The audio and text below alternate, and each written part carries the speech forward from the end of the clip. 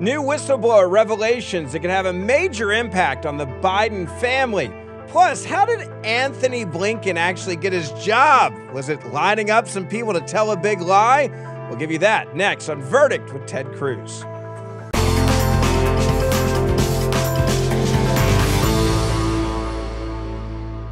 Senator, it's going to be a fast-paced show. We have so much news that's broken this week about a whistleblower, someone asking for whistleblower protection.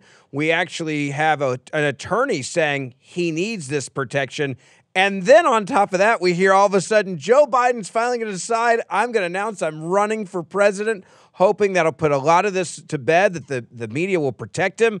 Your initial reaction to this was probably the worst week from a media perspective for this president since he got into office, excluding maybe Afghanistan, because they're finally reporting on what's happened. Well, look, the allegations that are coming out, we've discussed at great length on Verdict, the allegations of corruption within the Biden family, of profiting from Joe Biden's positions of government authority, both as vice president and as president.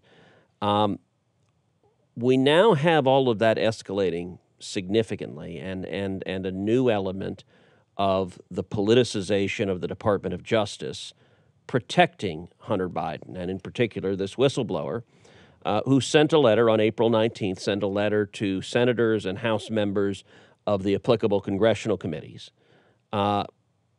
offering to provide testimony demonstrating that the Biden administration lied. And the letter says, I represent a career IRS criminal supervisory special agent who has been overseeing the ongoing and sensitive investigation of a high-profile, controversial subject since early 2020 and would like to make protected whistleblower disclosures to Congress. Now, we now know that high-profile subject is Hunter Biden, but the letter doesn't specify that.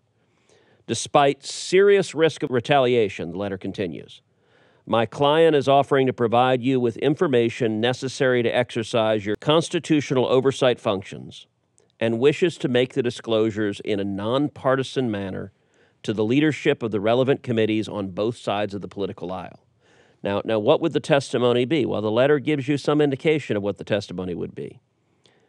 The letter continues, quote, my client has already made legally protected disclosures internally at the IRS through counsel to the U.S. Treasury Inspector General for Tax Administration and to the Department of Justice Office of the Inspector General. The protected disclosures, 1, contradict sworn testimony to Congress by a senior political appointee. 2, involve failure to mitigate clear conflicts of interest in the ultimate disposition of the case. And 3, detail examples of preferential treatment and politics improperly infecting decisions and protocols that would normally be followed by career law enforcement professionals in similar circumstances if the subject were not politically connected. Now, Hunter Biden is politically connected in that daddy's in the White House. Yeah. But what is striking, so we talked about this in the last podcast on Friday. What has broken since we recorded that podcast is who the senior political official is.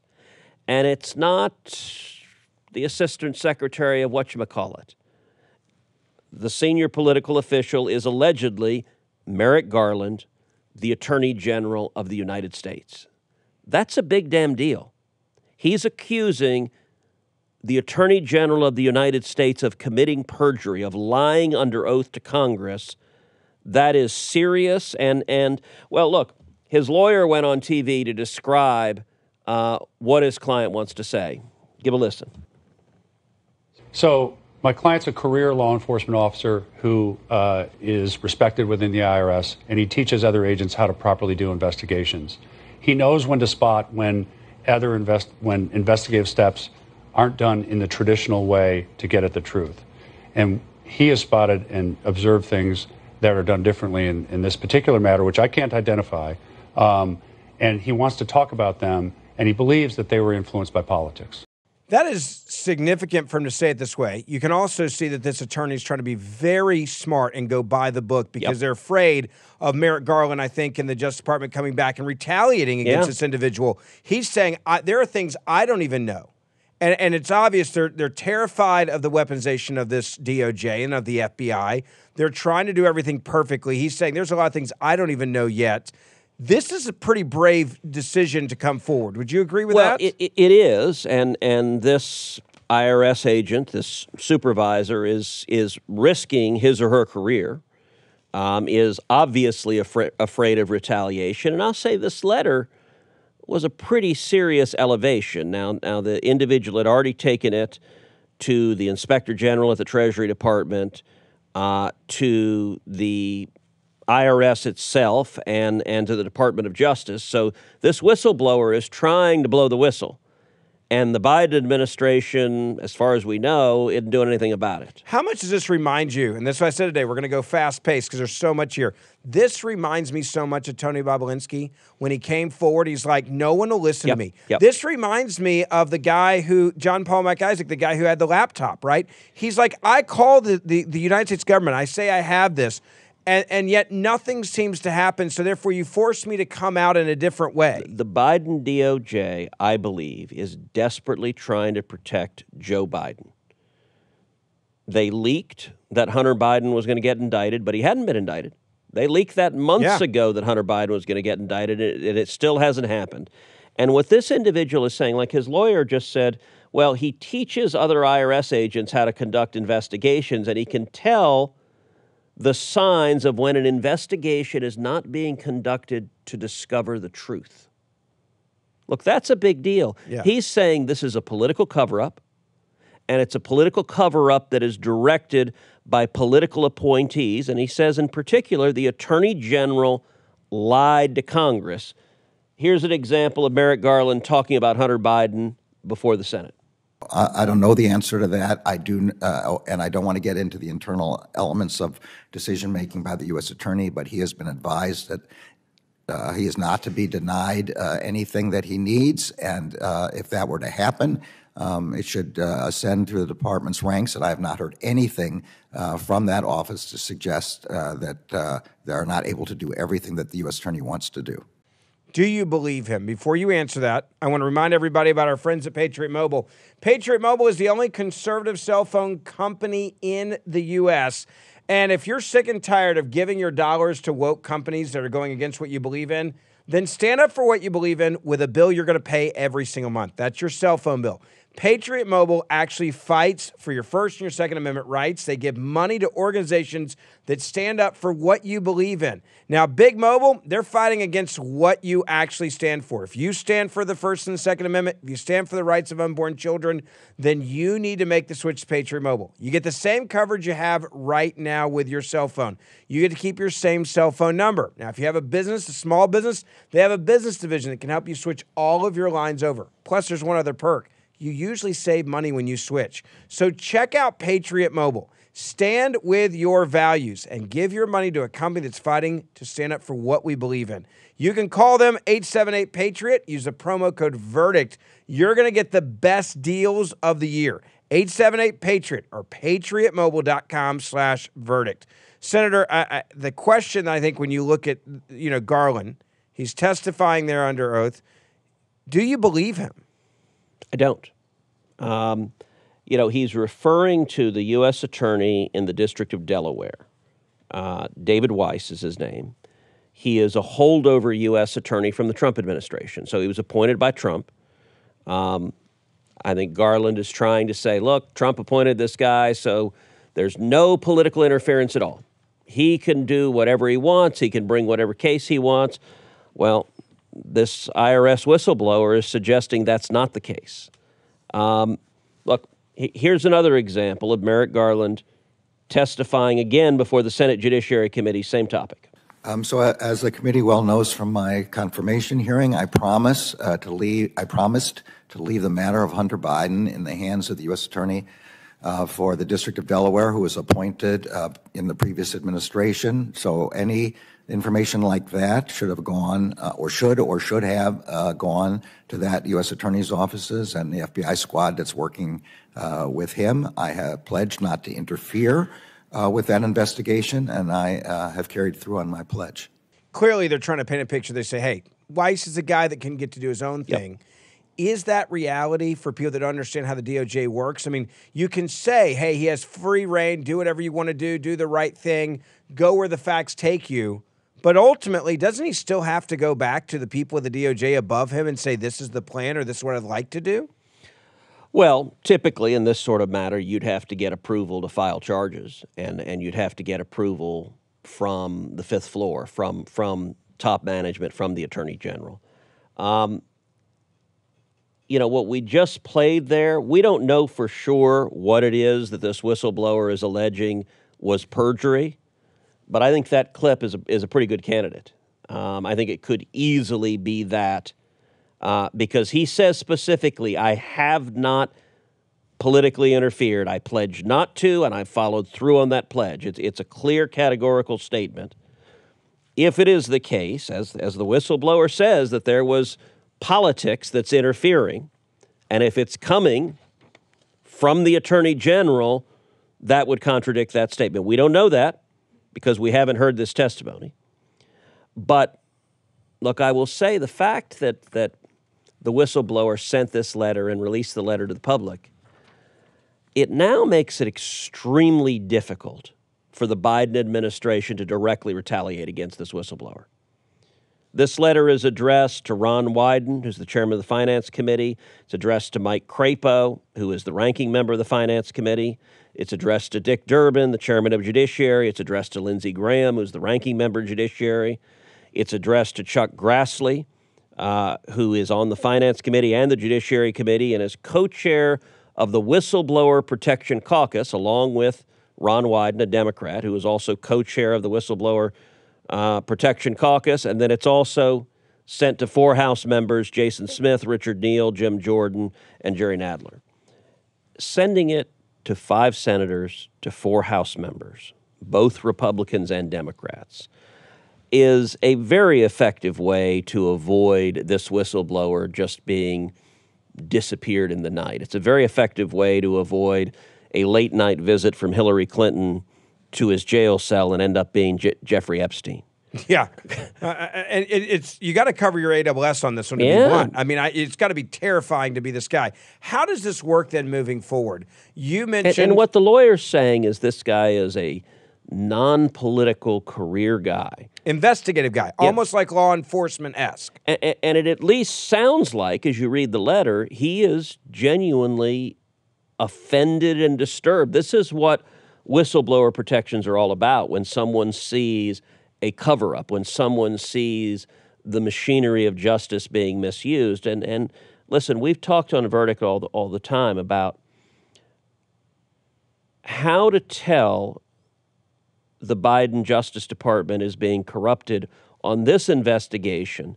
The critical question is whether they are endeavoring to focus wrongdoing on Hunter Biden, a poor, troubled soul with substance abuse issues, which is their political narrative, or whether they're willing to look into corruption that flows directly to Joe Biden. That's the connection where if you're being political, you say, okay, go after him for all the drug use you want. But you tax issues, fine. Well, just but leave personal tax issues. So look, what's interesting about this letter also is that he refers to, in particular, he says, look, there are some of the protected disclosures contain information that is restricted by statute from unauthorized disclosure to protect taxpayer and tax return information. So this is an IRS investigator. He's looking at IRS tax returns. He's looking at presumably Hunter Biden's tax returns, maybe business tax returns, and what it may be, and I'm speculating here, but I'm speculating based on what he said, is it may be that the political interference is saying, nope, don't look into this flow of money, and if it's going to Joe Biden. Nope, you can't look into that. That may be because we've said all the time, that's the real critical question. Are they protecting the big guy? Yeah. And if they're saying to the investigators, they're looking at a deal and saying, all right, is this thing crooked? You'd normally follow the money. That would be the ordinary steps that you engage in to find the truth. And so in other words, who else is involved? Yes.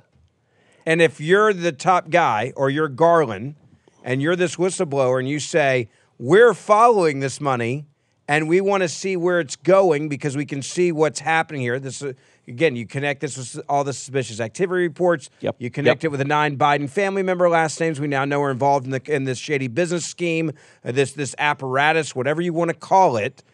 You connect all that, and then if someone comes in and says, no, you can't go there, that's when this whistleblower, I would assume, was offended.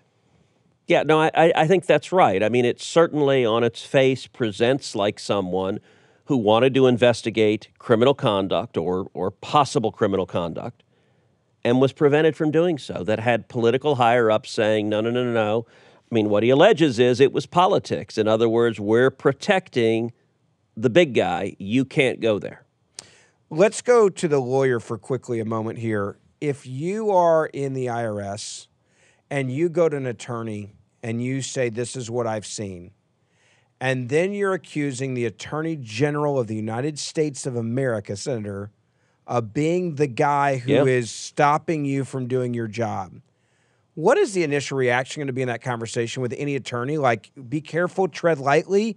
Do you understand what could happen to your life and your future if you do go forward with this? How much are they going to go back and really make sure before they send this letter that this is a rock-solid claim from a whistleblower? Well, look, I am assuming that this whistleblower has real evidence. This whistleblower may have his or her own testimony, but it wouldn't surprise me if there are emails. It wouldn't surprise me if there are voicemails or other written correspondence directing, okay, here's what you can investigate and here's what you can't. I don't know that, but an IRS senior supervisory investigator, those are the sorts of materials that he would present. And look, the steps that he took, he went first of all to the IRS. So he went to a supervisor. He went to someone within the IRS. He doesn't specify whom, but you would think to the supervisor would be the natural place. Or if the supervisor was the one conveying it, you'd go to the supervisor's supervisor. That would be a reasonable thing to start. He then went to the Inspector General at Treasury. So that's another place to start. And the Inspector General exists to investigate wrongdoing within the department.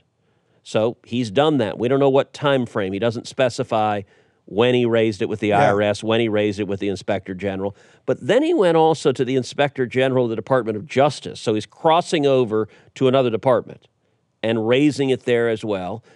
And presumably, this letter was sent because those 3 places got nowhere. Now, there may be ongoing investigations. The IG at Justice, in particular, Michael Horowitz, has done good work. The report that the Department of Justice Inspector General did on Crossfire Hurricane, outlining the politicizations, the lying, the enormous breaches of ordinary protocol that were done in the Department of Justice targeting and going after Donald Trump, that was a very good report. So it's possible one or both inspectors general are actively investigating, and there may be more coming. But those investigations can take a long time. They can be drawn out. They usually culminate in a report on the back end, and that can end up, if there's criminal conduct, resulting in a referral for criminal prosecution.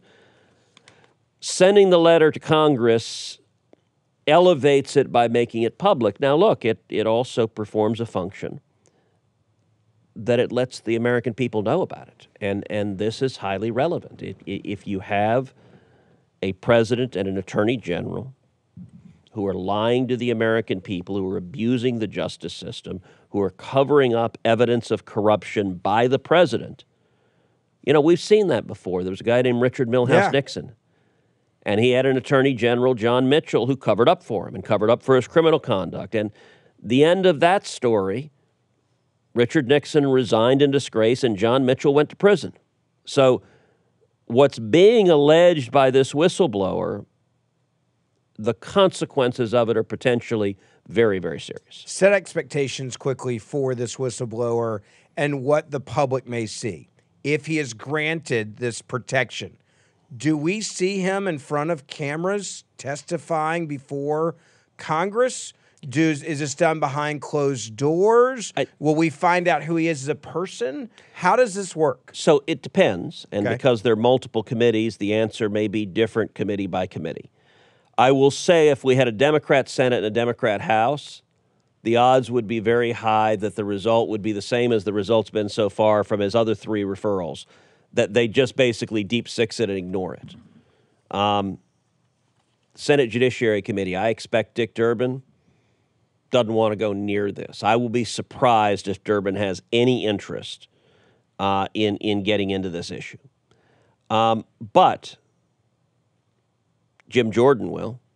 The fact that we have a Republican majority in the House, I am confident the House will be eager to listen to this whistleblower. It will start presumably, so the lawyer offers to sit down and he says, my goal is to ensure that my client can properly share his lawfully protected disclosures with congressional committees. Thus, I respectfully request that your committees work with me to facilitate sharing the information with Congress legally and with the fully informed advice of counsel.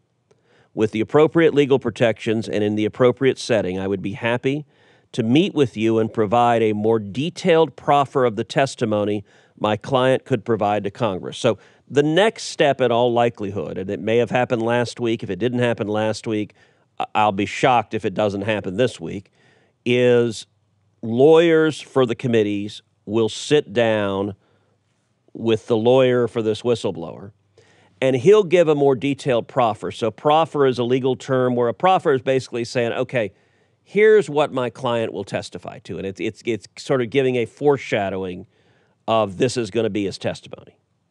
And they will presumably work out an agreement, the committees, with him to ensure that he has the legal protections of being a whistleblower so that he doesn't get fired for doing it. And in particular, he mentions that there's statutes that limit what you can say about taxpayer filing information. Now, there's some irony because the Biden IRS leaks information about tax returns of people they don't like, people like Elon Musk. They're happy to leak information about his tax returns. But this guy is very smart, saying, look, if I come and tell you about something in the tax return, Merrick Garland could turn around and prosecute me because you're not allowed to share that. So I want to make sure I'm conveying it in a way that it is consistent with law. That will happen. At a minimum, it will happen in the House. What will start will be a conversation with the lawyer. What will probably happen next will be a conversation, perhaps a deposition taken behind closed doors from this whistleblower to hear his testimony. And then the next step, my prediction is we're going to see this guy testify in the House, that Jim Jordan or James Comer. So you think we'll actually see him as an individual, as a human being? I think that's quite likely. Now, that's probably 2 months away. Okay. Takes time. The committee will want to, first of all, hear from the lawyer. Second of all, hear from the witness. It could be fast. Look, we could hear from him in a week. If they want to go fast, they can. Not always smart, though. Look, I would think whatever the allegations are, they're going to ask, Art, do you have any evidence to back it up? Do you have emails? Do you have memos? Do you have, what corroborating information? They might ask, what other witnesses do you have? And they may say, okay, we want to talk to these other witnesses. And so my guess is we will see a public hearing. I don't think we'll see one in the Senate. I don't think Dick Durbin wants a public hearing in the Senate. But the House, I think we will probably see a hearing with this witness testifying. And depending on the specifics of the evidence that he or she puts forward, the next steps, that could escalate quickly. I want to ask you about Garland specifically, how much trouble he could actually be in from all this. Before I get your reaction to that, I want to tell you about our friends over at Chalk. If you're a guy and you're dealing with that real issue of you're just getting older, you feel like you're losing a little bit of your edge, you feel like you're just more tired than you used to be, you should check out Chalk. Chalk can help you maximize your masculinity by boosting your testosterone levels up to 20% over 90 days. I've been taking the Chalk Male Vitality Stack. I can tell you it actually does work. If you're ready to get your edge back, check out Chalk. Go to chalkchoq.com. Use the promo code BEN for 35% off any Chalk subscription for life. Plus, you can cancel anytime. All you have to do is use the promo code BEN. So if you're getting older, get and win this war and get back what you had before. Chalk, CHOQ.com, promo code BEN at checkout. You get 35% off, Chalk, CHOQ.com. Senator, if you are Garland right now, the Attorney General, and this whistleblower is clearly going to name you, you know what your testimony was, and if you forgot it, you've probably gone back and looked at it. You also probably know what he has on you, this whistleblower. How concerned is Garland right now for his job? And since the Senate is controlled by the Democrats, how much does that protect him? Look, it depends on how specific the evidence is. A special supervisory agent at the IRS is unlikely to be meeting with the Attorney General directly. So, look, the agent could come in and testify, Merrick Garland told me directly, do not investigate Joe Biden or any of the money flowing to Joe Biden. That would be really bad if he said that. The chances of that happening are very, very low. It's not likely to be direct testimony of words that came straight out of Merrick Garland's mouth. It is more likely to be, as he's conducting the investigation, he's told by a supervisor, don't go down that road. No, you can't go down that road. I want you to focus on this and not that. In all likelihood, any interference from the Attorney General went through several intermediaries. Presumably, it wasn't Garland sitting there directly going, nope, can't touch that. So that it depends on how specific it was. If these guys are idiots enough to write a memo, which they might be because they're pretty brazen, if they wrote a memo and directed, here are all the things you can't get into, and it's directly contrary to what Merrick Garland said that he hasn't interfered in any way, then that's more of a problem. And the memo, look, we've talked about memos from Merrick Garland, the memo that he wrote to the FBI directing them to investigate parents who spoke up at school boards. And then claimed it was wrong, it should never happen. I doubt that's happened. If he wrote a memo on the Hunter Biden case directing them not to look into the president, then he ought to be impeached for stupidity. Forget the corruption. That would be so moronic. I would be very, very surprised if he's a smart guy. People need to understand that. I always say he is a very smart guy. He's not an idiot. He is not lacking in gray matter. He is lacking in ethics and integrity, being willing to say, no, I will not allow the Department of Justice to be politicized and weaponized. But he is smart and capable. So the degree of legal jeopardy Merrick Garland is in depends upon the quality and specificity of the evidence this whistleblower has. If it's vaguer in nature, well, I was told to focus over here but not over there, and why is that? People just knew it was because the Attorney General didn't want us to. I mean, it could be something, if that's all it is, that you're not going to get a conviction for lying under oath for that kind of tension. You need a much more direct, he said he didn't do X, here's evidence he did X. I mean, that's... There used to be a fear of lying under oath, especially to Congress. It would be a real consequence. We have a lot of examples of people lying under oath, and there's no accountability. Fauci. Anthony Fauci's the name that comes right to the top of the list. There's many others that have lied. And I've asked Merrick Garland about Anthony Fauci. And Garland picks and chooses which laws he will enforce and which laws he won't. There is a subsequent question, which is if this evidence comes out, what happens then? Because the person who makes the decision whether Merrick Garland should be prosecuted is Merrick Garland. So how does it work then? He would surely recuse, and he would have to recuse. That actually, I feel confident. The DOJ rules are clear. You can't make a decision whether to prosecute yourself. Is this kind of like when he went after Trump at Mar-a-Lago for the classified documents, then Biden had a bunch of documents like, okay, I got to step back here. We'll have somebody else deal with this? No, on a determination, if it escalated to the point that there was a determination of a criminal investigation, I would expect that Garland would recuse and the Deputy Attorney General, Lisa Monaco, would be the acting Attorney General for that matter. By the way, same thing Jeff Sessions did. Remember, Jeff Sessions recused from Russia, and so Rod Rosenstein was the Attorney General for all of that, which is why we went down that horrible road. In this instance, Garland would surely recuse from decisions about himself, but Lisa Monaco has been perfectly willing to be part of the politicization as well. And so I do not believe the Department of Justice would be willing to hold Merrick Garland to account. Many of us would surely call for a special counsel in that circumstances. It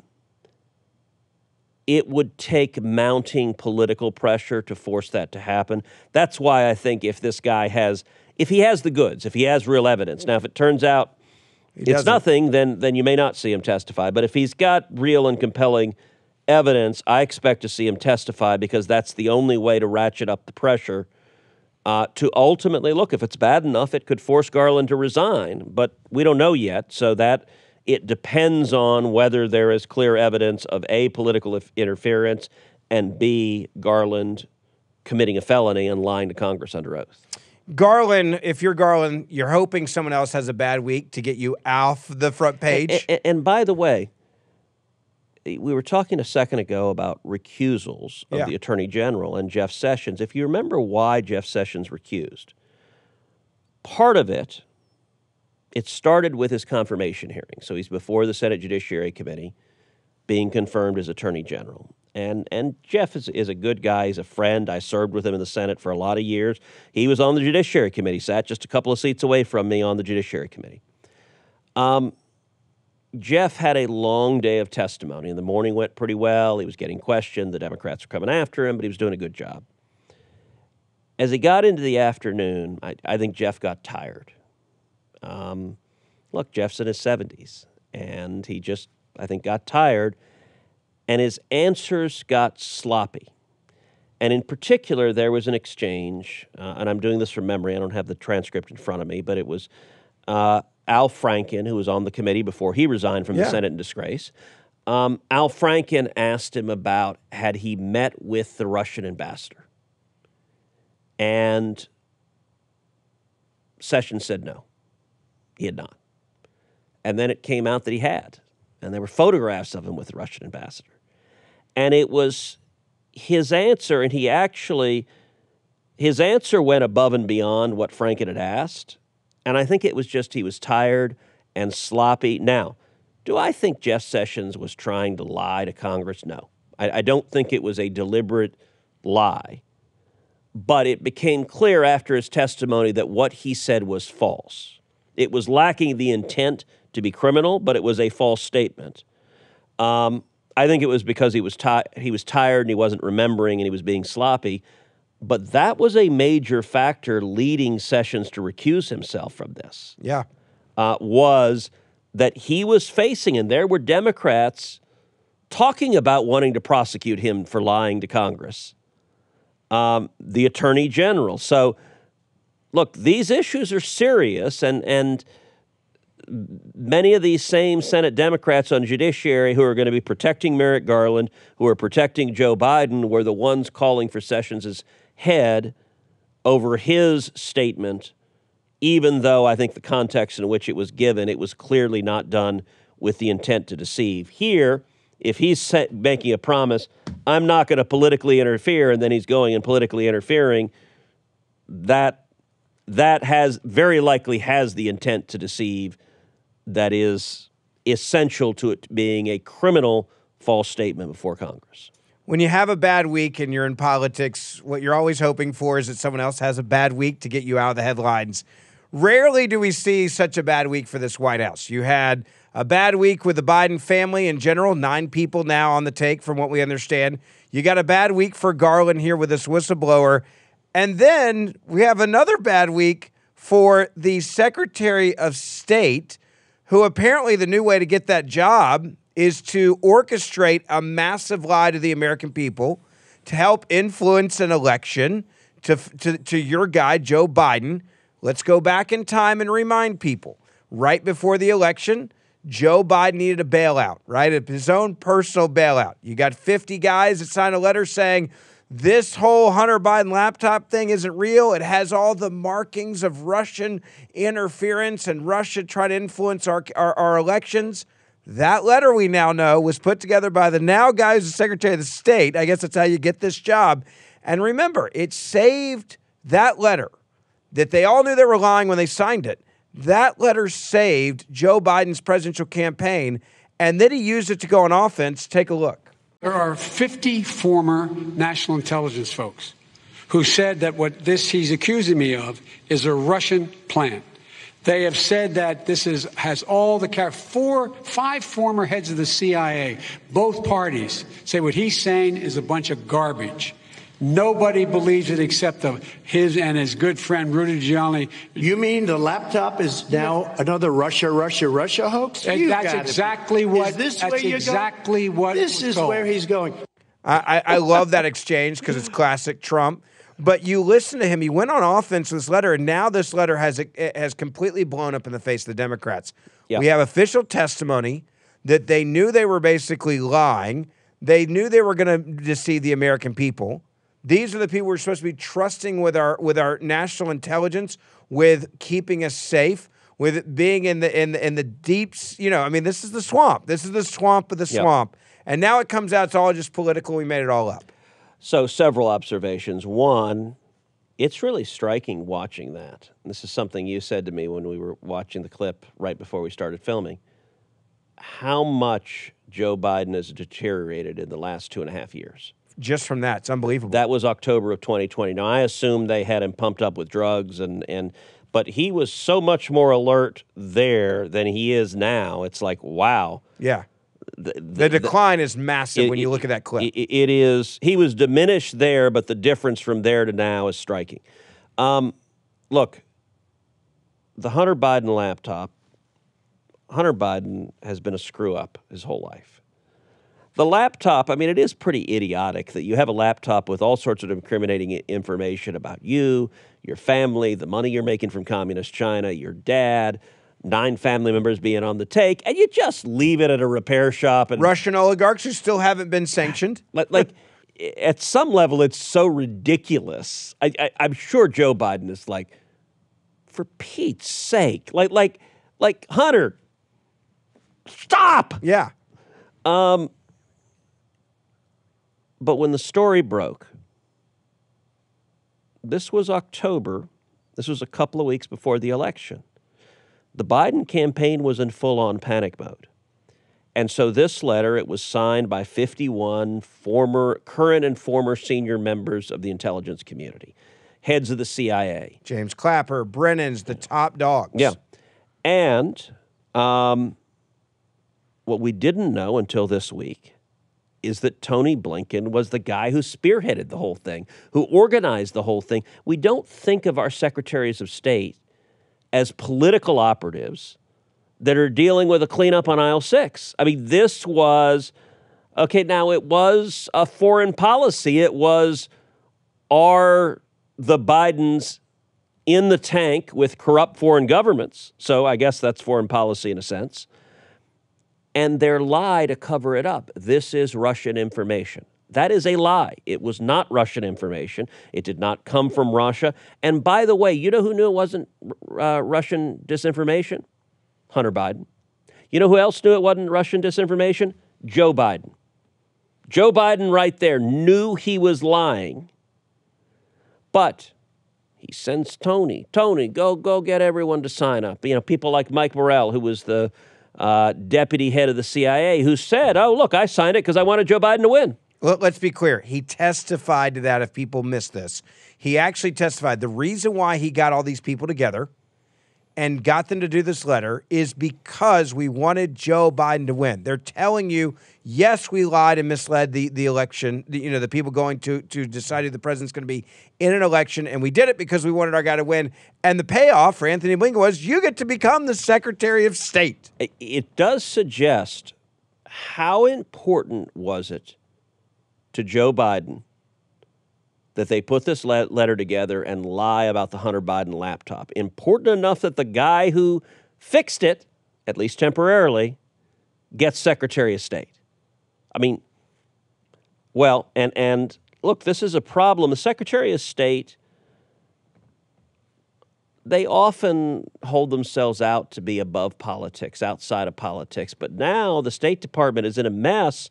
And, okay, so State Department press briefing, their press spokesperson was asked about it. His answer, watch and listen, it's pretty darn funny. Does the Secretary dispute the accuracy of the GOP letter sent to him on Hunter Biden? And then does he also plan to comply and respond to it by May 4th, the deadline? That is a not a State Department issue, so I don't have a comment for you on that. Do you know who we can ask about it? Because we've asked the State Department to provide some sort of comment on this letter. And it's not clear who else outside of the department we can ask, given it did happen before he was Secretary of State. It is not a State Department issue, and I don't really have a comment on this from the State Department. I mean, that's a hard day's work right there. How is this not a State Department issue when it is absolutely a State Department issue? So I got to say, first of all, for those watching the video version of this on YouTube, that guy looks 12.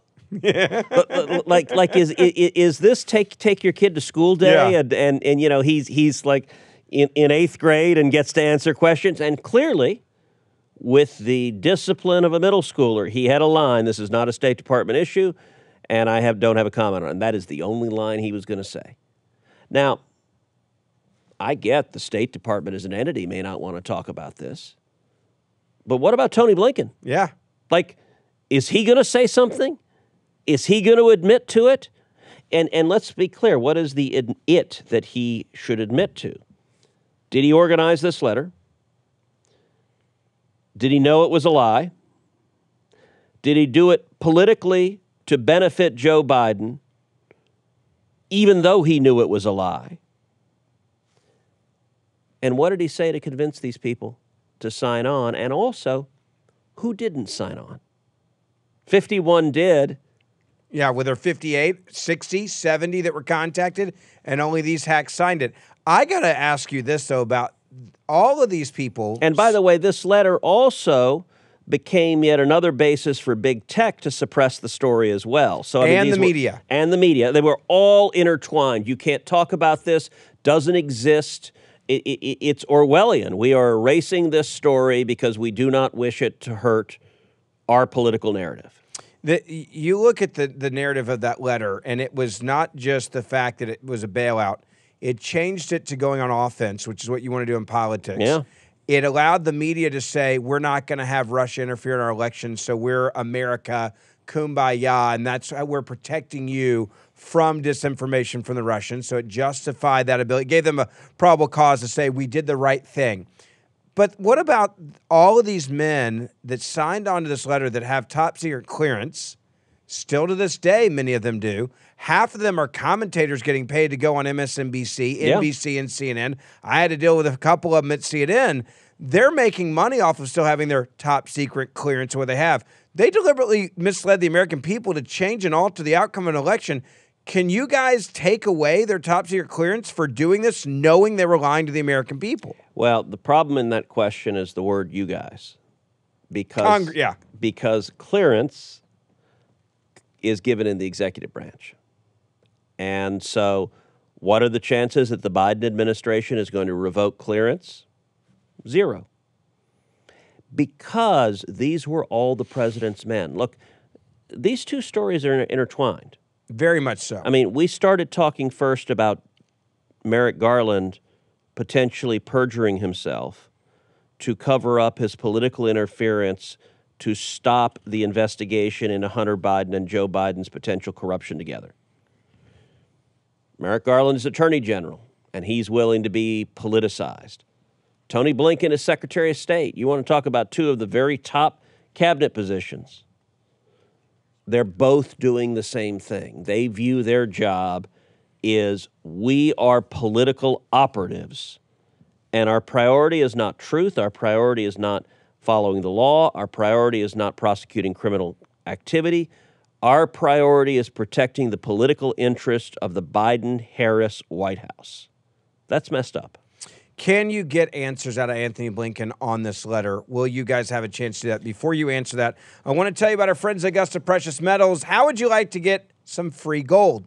You can now do it when you become a client of Augusta Precious Metals. And if you're sick and tired of being stressed out over your retirement, over your 401k, with what's been going on with the economy, with bank failures and everything else, you need to sit down with Augusta Precious Metals and see if gold and silver is right for you and your 401k. If you have $100,000 or more invested and you talk to Augusta Precious Metals, you can actually get a free gold coin as well. That's the nice part about working with them as a company. They want to work with you short term to protect your assets for the long term. So don't worry about what's happening with the economy all the time.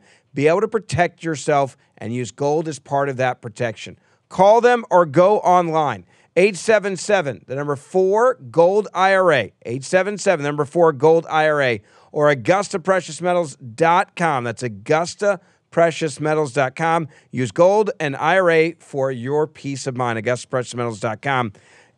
Blinken for a second. Can you guys ask him questions now on this?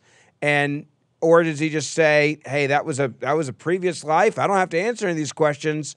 I'm now just working as an official government. That was in my private time on the campaign. So I don't expect the Democrats in the Senate to want to ask anything about it, but we will ask him questions. I'm on the Senate Foreign Relations Committee.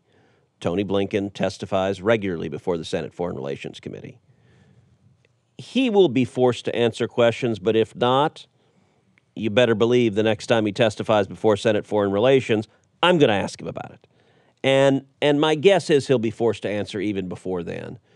We'll see what he says. He'll come up with a statement. The statement will deny responsibility, will dodge, will be, I was a foreign policy advisor for the campaign and had lots of responsibilities that dealt with foreign policy and Russian disinformation as foreign policy. I'm going to predict whatever statement he puts out will not address remotely the fact that they were all deliberately lying. We'll just completely ignore that fact and try to say nothing to see here. Yes, everyone knows I was an advisor on the campaign, and so I was an advisor on the campaign. That's what I expect. Last question. Anthony Blinken or Merrick Garland, who would you not want to be in these two scenarios as it moves forward, and why? Garland.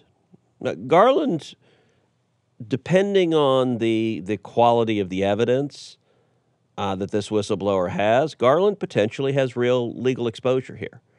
Blinken, it's unseemly.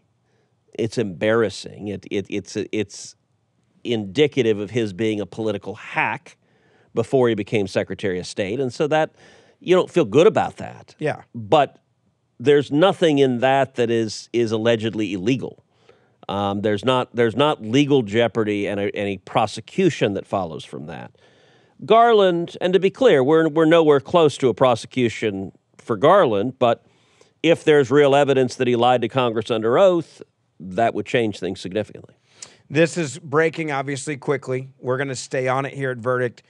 Make sure you download our podcast Monday, Wednesday, and Fridays when we publish. We also have our video component, one of those shows a week, so you can watch that on YouTube. You can also watch it on Facebook as well. Follow us there.